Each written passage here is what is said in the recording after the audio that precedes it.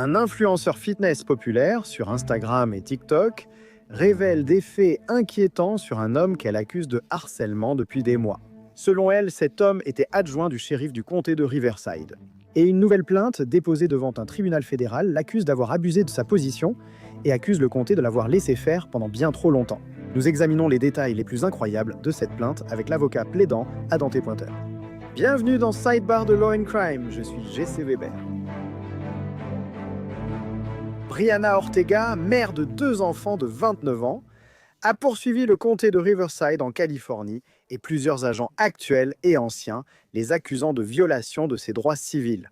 Selon Ortega, elle a rencontré un adjoint du comté lors d'un festival familial à Coachella, où il a donné des autocollants à son fils.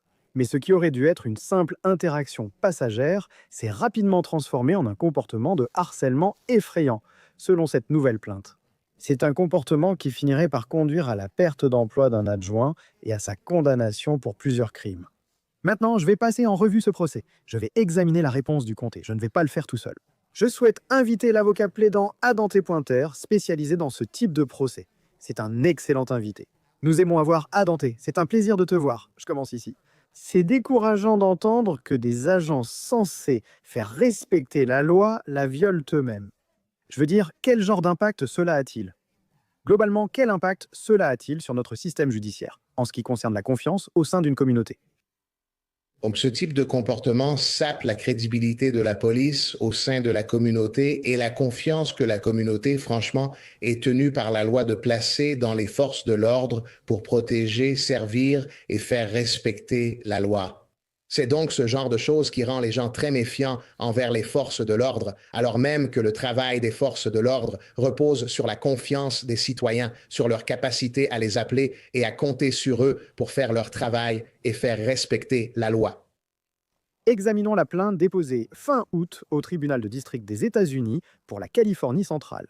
D'accord, Brianna Ortega est la seule plaignante, la seule personne à porter plainte. Les défendeurs sont le comté de Riverside, Eric Piscatella, l'adjoint au centre de ce scandale de harcèlement en cours, le shérif et actuel candidat républicain au poste de gouverneur Chad Bianco, un deuxième adjoint nommé Martinez Moreno, ainsi que des défendeurs non identifiés appelés Doe 1 et 2, OE.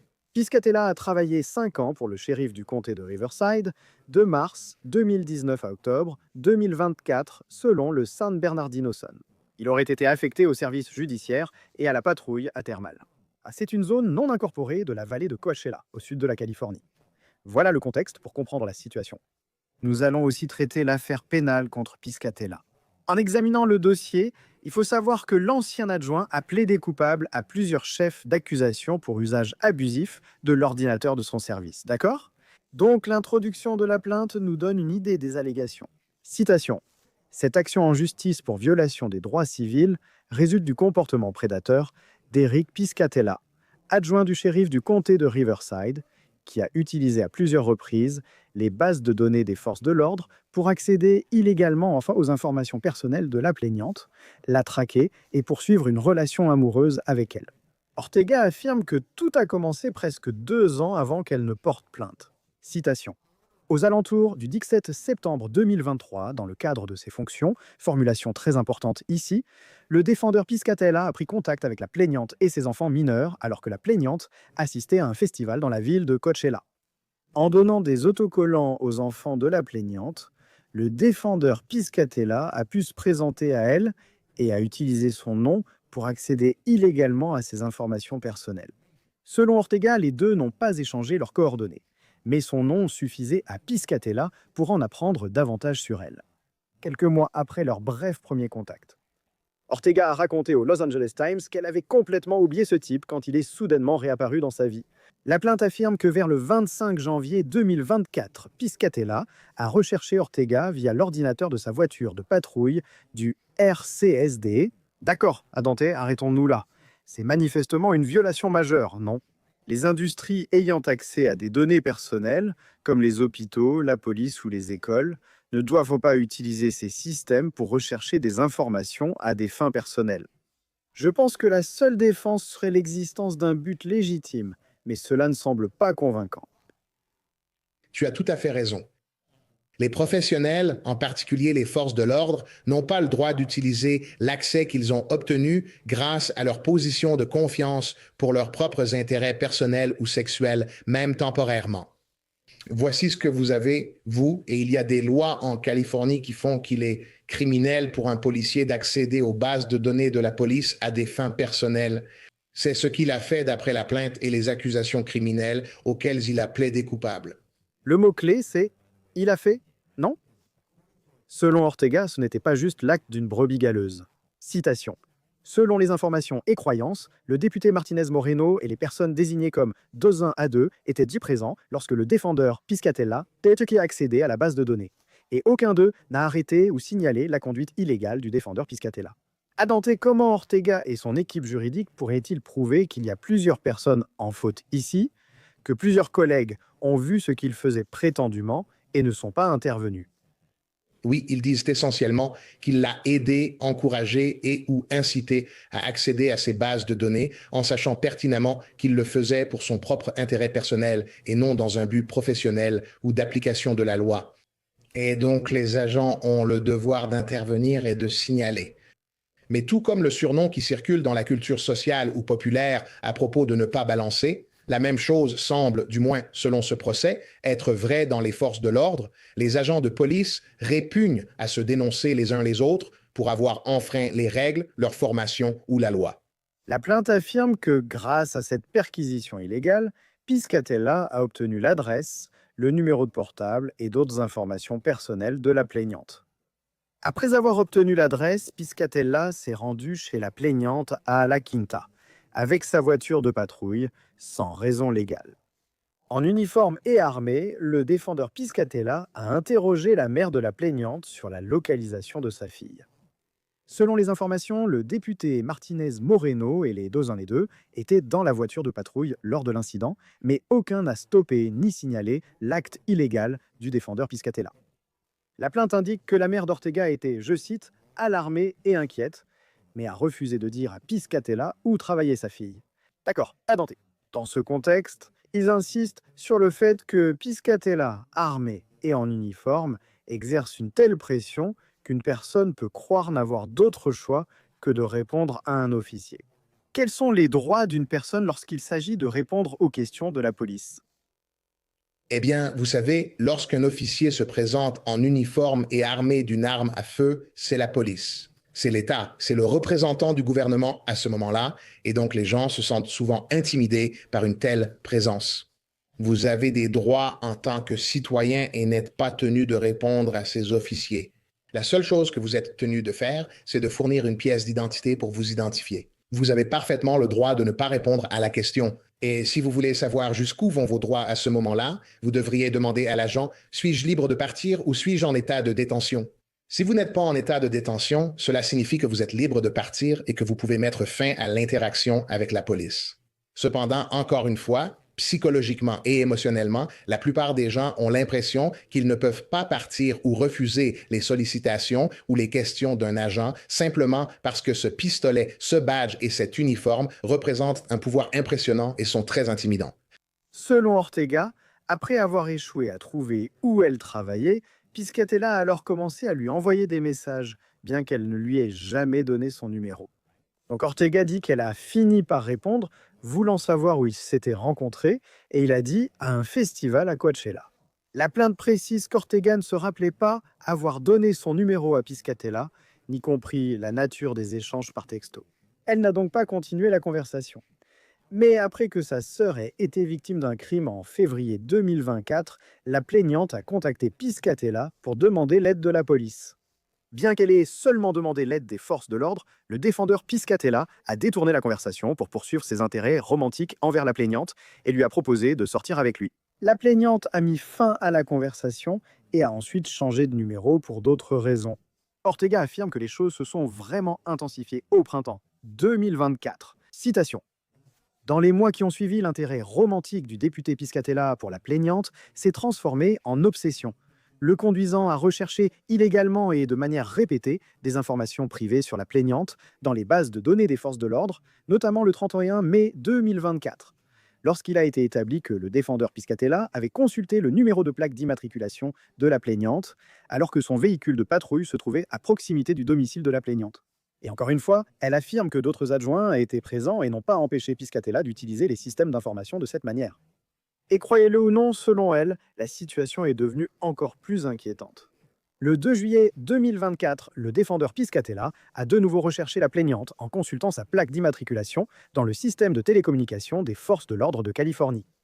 Après cette enquête, le défendeur Piscatella est retourné armé et en uniforme chez la plaignante, entrant sans consentement ni raison légale, prétextant à tort qu'un homme noir avec des dreadlocks avait franchi la clôture de son jardin pour tenter de s'introduire chez elle. Cette rencontre du 2 juillet 2024 a eu lieu 3 minutes après le retour de la plaignante, ce qui lui a fait croire qu'elle était surveillée par le défendeur Piscatella. Entré dans la résidence sous de faux prétextes, le défendeur Piscatella a tout de suite fait des avances à la plaignante, complimentant sa beauté sans maquillage et demandant son nouveau numéro de portable. La plaignante, confuse et effrayée, a commencé à enregistrer l'interaction sur son téléphone. D'accord, a denté. Une grande partie de l'affaire repose sur des preuves numériques. Ils accèdent aux historiques de recherche via ces systèmes. Quelle est l'importance d'un tel enregistrement? Très, très important. Je veux dire, à quel point ce shérif adjoint peut-il être audacieux et inquiétant? Vous savez, il utilise sa base de données des forces de l'ordre. Il se sert de son uniforme, de sa voiture de patrouille et de son autorité pour prétendre la protéger, alors qu'en réalité, il semble la traquer ainsi que ses traces numériques. Ce n'est pas seulement pour les forces de l'ordre, mais pour tous. Votre téléphone portable, votre ordinateur, le numéro de votre routeur, toutes ces choses, les applications que vous utilisez, tout cela suit non seulement votre position, mais aussi ce que vous regardez et avec qui vous interagissez. Et dans cette situation, cela semble être sa perte, car cela corrobore ce qu'elle dit en ce qui concerne ses véritables intentions, mais cela discrédite aussi toutes les affirmations qu'il aurait pu faire à propos de l'excuse classique et malheureusement bien trop usée du genre « Hey, il y avait un homme noir » ou « quelqu'un dont je te protège ». C'est effrayant. J'ai dû me retrouver dans cette situation alors que tout était un mensonge. Est-ce que cela nuit à sa crédibilité qu'elle ait continué à discuter avec lui, qu'elle ait demandé son aide concernant sa sœur? Cela lui nuit-il à elle ou à son dossier? Je ne pense pas. Vous savez, elle demande de l'aide à un membre ou à une personne des forces de l'ordre. N'est-ce pas justement leur rôle d'aider? Nous sommes formés pour cela. La loi précise à qui demander de l'aide pour retrouver ou protéger sa sœur. Je ne pense pas que cela nuise à sa crédibilité. Je pense que cela souligne vraiment le problème ici, à savoir que lorsque vous occupez une position d'autorité en tant que membre des forces de l'ordre et que vous l'utilisez à des fins personnelles et que la personne a ensuite besoin de vous ou d'accéder aux forces de l'ordre, il y a un conflit parce que vous ne servez plus en tant que policier professionnel. Au lieu de cela, vous cherchez à mêler les deux, votre intérêt personnel et votre fonction professionnelle, et ces deux choses sont incompatibles. Revenons à la plainte. On y lit. La plaignante a donné son nouveau numéro sous contrainte, uniquement pour enquêter sur le crime présumé à son domicile. Malheureusement, le défendeur Piscatella a repris contact avec la plaignante pour manifester son intérêt romantique, affirmant même vouloir la détourner de son petit ami. La plaignante a demandé à Piscatella d'arrêter de lui écrire, jugeant les messages sans lien avec un crime. La conduite illégale du défendeur Piscatella a été signalée à la police. Alors, pourquoi Ortega porte-t-il plainte? La plainte mentionne 6 chefs d'accusation.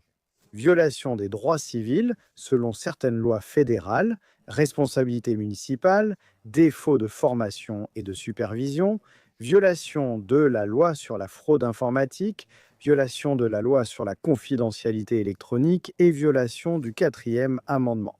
À Dante, ces chefs d'accusation nous donnent une bonne idée de pourquoi ce procès s'est retrouvé devant un tribunal fédéral plutôt qu'un tribunal d'État. Lequel attire ton attention? Eh bien, quand on examine les lois, l'accès qu'il avait à l'ordinateur, au système informatique et aux bases de données saute aux yeux. Mais aussi ici, quand tu commences à regarder les droits civils fédéraux, tes intérêts en matière de vie privée et le fait qu'ils ont été violés par ce shérif adjoint en particulier, et puis tu ajoutes une couche supplémentaire au fait qu'il la harcelait pratiquement. Et non seulement il a eu accès à ces informations, mais il a aussi utilisé cet accès pour la traquer et obtenir ses renseignements. Et donc, c'est ça qui va être le point central de ce procès, son accès et l'usage qu'il en a fait. Et utiliser l'expression dans le cadre et le champ de son emploi est essentiel, n'est-ce pas? Ce n'est pas juste lui hors service qui la harcèle. Pourquoi insiste-t-on sur le cadre et le champ de son emploi? Pourquoi cette expression compte-t-elle autant? Le cadre et le champ de son emploi sont essentiels pour le procès parce que c'est ce qui fait le lien, si vous voulez, entre le fait qu'il soit une personne individuelle qui a fait quelque chose, peut-être pendant son temps libre, n'est-ce pas? Lorsqu'il n'est pas au travail, qu'il ne porte pas l'uniforme, qu'il n'a pas son arme de service, mais qu'il est simplement sur son temps personnel, par opposition à ce qui est allégué ici, à savoir qu'il a réellement fait cela pendant, si vous voulez, le temps de l'entreprise alors qu'il travaillait en tant qu'adjoint du shérif. Et donc, cela signifie que son employeur, pas seulement lui personnellement, mais son employeur, le comté de Riverside, est maintenant responsable de tout verdict ou règlement qui découlerait de ce procès. L'équipe juridique d'Ortega affirme que les adjoints du shérif Chad Bianco savaient pouvoir agir ainsi, justifiant leur demande de réparation. Cela rend le procès plus vaste en incluant ces acteurs. Il est écrit, je cite, selon les informations et croyances, le défendeur Piscatella a agi comme il l'a fait en partie parce qu'il savait ou était autrement conscient qu'il n'existait aucune politique appliquée du comté ou du RCSD pour surveiller et ou examiner son utilisation et son activité informatique. En raison des coutumes, normes et procédures établies au RCSD, les défendeurs Piscatella, Martinez Moreno et les personnes désignées comme 2 1 et 2 croyaient qu'ils ne seraient pas sanctionnés ou punis pour leur conduite et que leur comportement serait de toute façon approuvé ou toléré par leurs supérieurs, puisque des comportements similaires étaient régulièrement restés impunis et que les contrevenants n'avaient subi aucune conséquence négative ou disciplinaire. Le comté défendeur savait ou devait savoir que les adjoints du RCSD utilisaient les bases de données policières pour cibler des citoyennes vulnérables. Cependant, malgré cela, les conditions déplorables persistent et ont conduit aux blessures subies par la plaignante. Et la plainte critique sévèrement le comté de Riverside et le bureau du shérif pour n'avoir prétendument aucune politique permettant d'empêcher ce type d'atteinte à la vie privée.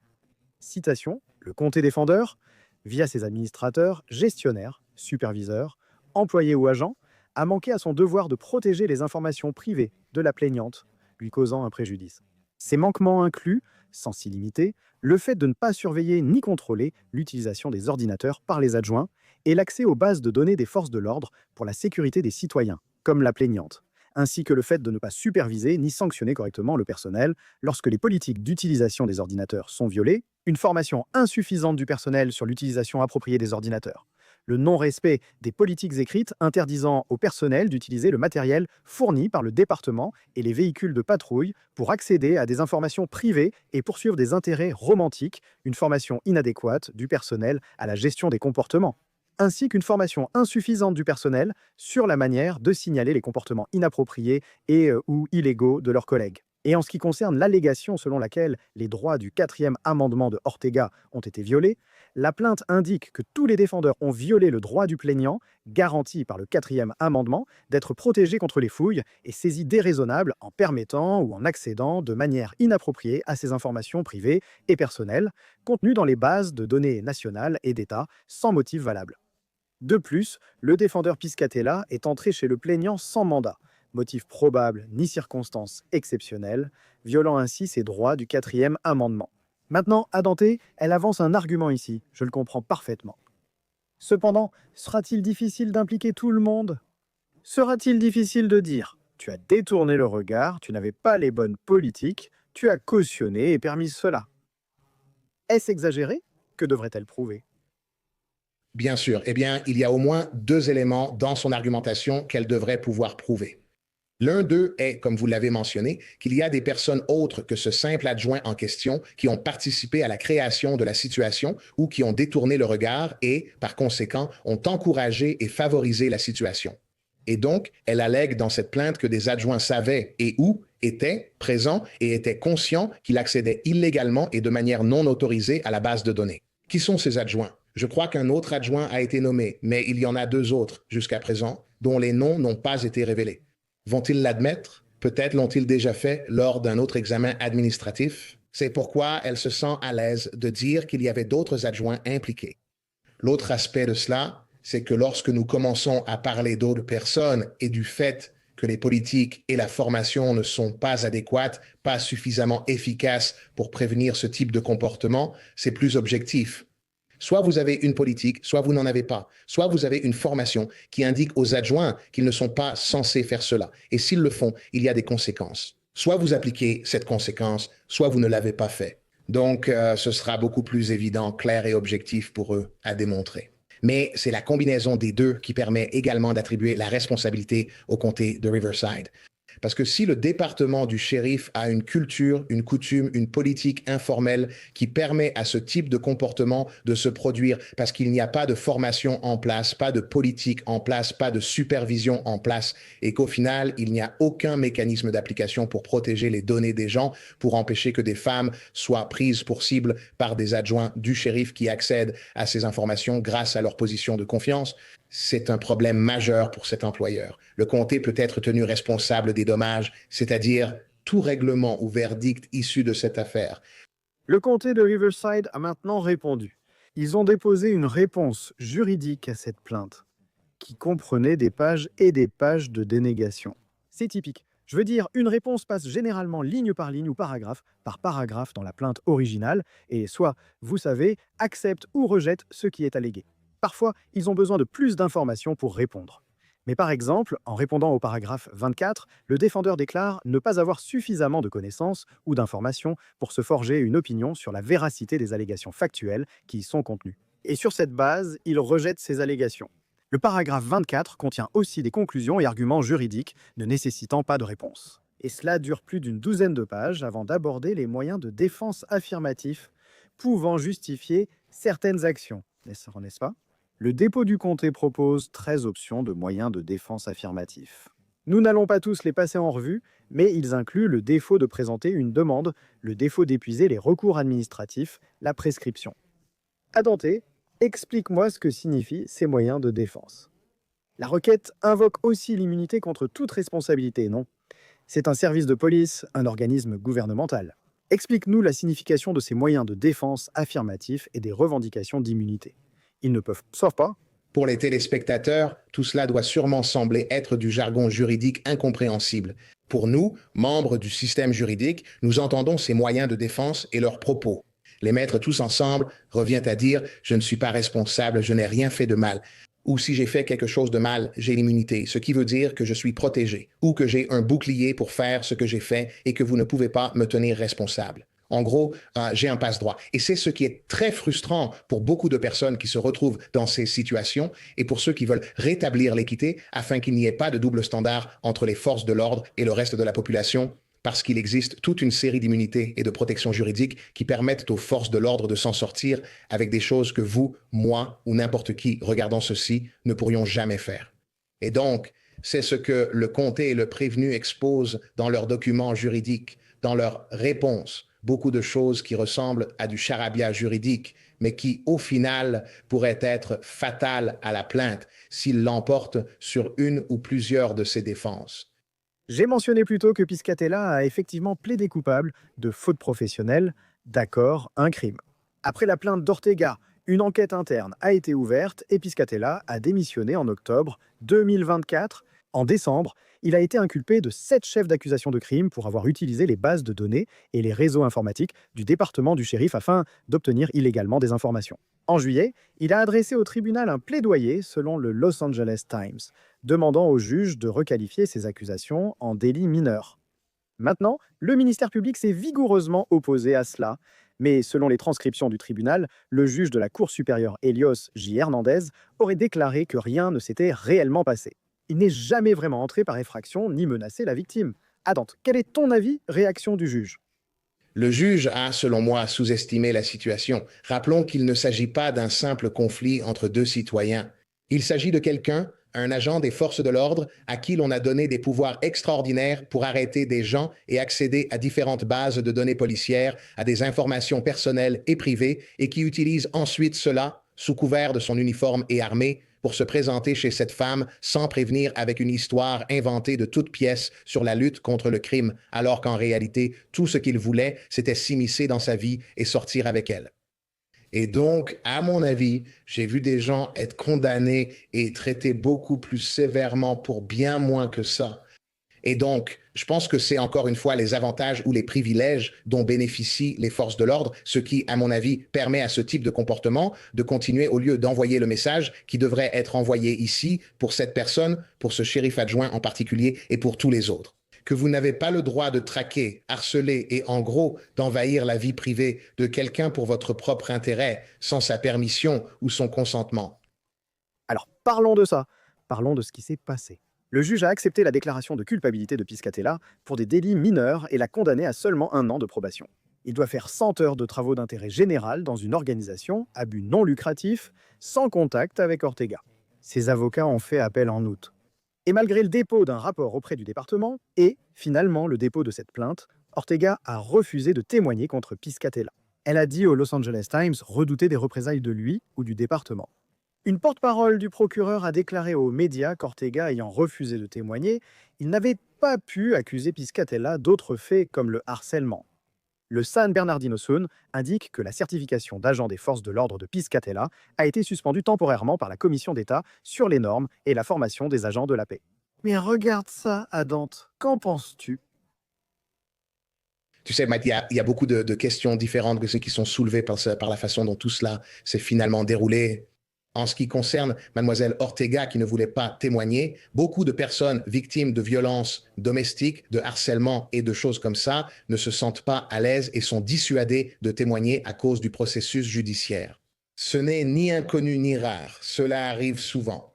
Ce qui est également vrai, c'est que le bureau du procureur et les procureurs poursuivront quand même une affaire sans la participation de la victime présumée, même si elle ne se présente pas pour témoigner. Pourquoi? Ils peuvent utiliser d'autres déclarations et preuves pour prouver les accusations, donc la victime n'a pas besoin de témoigner au procès. C'est apparemment une décision discrétionnaire et ce bureau du procureur a choisi d'abandonner certaines accusations. Mais c'est pour cela que cela reste un problème et que c'est beaucoup plus épineux lorsqu'il s'agit d'un membre des forces de l'ordre, car cela envoie le message que vous ne recevrez qu'une tape sur les doigts. Ce n'est qu'un obstacle mineur. Il n'affectera pas votre carrière ni ne vous mènera en prison. Vous aurez une mise à l'épreuve. Vous aurez quelques amendes. Et il se peut que vous ne puissiez pas travailler comme agent des forces de l'ordre pendant un certain temps. Vous avez trahi la confiance du public, mais il y a de l'espoir. Vous serez mis à l'épreuve, rentrerez chez vous et dans 1 an, ce sera fini. Laissez-moi vous demander cela. Y a-t-il un moyen pour qu'il puisse à nouveau obtenir un emploi dans les forces de l'ordre? Eh bien, il est actuellement suspendu. En Californie, il faut essentiellement avoir une licence valide pour être policier. Et donc, en ce moment, elle est suspendue, j'imagine, pendant que la période de probation se déroule jusqu'à la fin de cette affaire. Une fois terminée, il pourra demander à retrouver son emploi, sa certification, ou cela disparaîtra si l'autorité estime qu'il a payé sa dette et peut à nouveau prendre des décisions importantes en notre nom. Quelle affaire! Dante Pointer, merci d'être venu. Une affaire civile et pénale vraiment intéressante à discuter. C'est assez incroyable, pour le moins, mais je suis content que nous ayons pu mettre cela en lumière. Nous suivrons de près l'évolution de ce procès. Merci beaucoup. Merci de m'avoir invité. Prenez soin de vous. C'est tout pour aujourd'hui sur Sidebar. Merci à tous de nous avoir rejoints. Abonnez-vous sur YouTube, Apple Podcast, Spotify ou votre plateforme habituelle.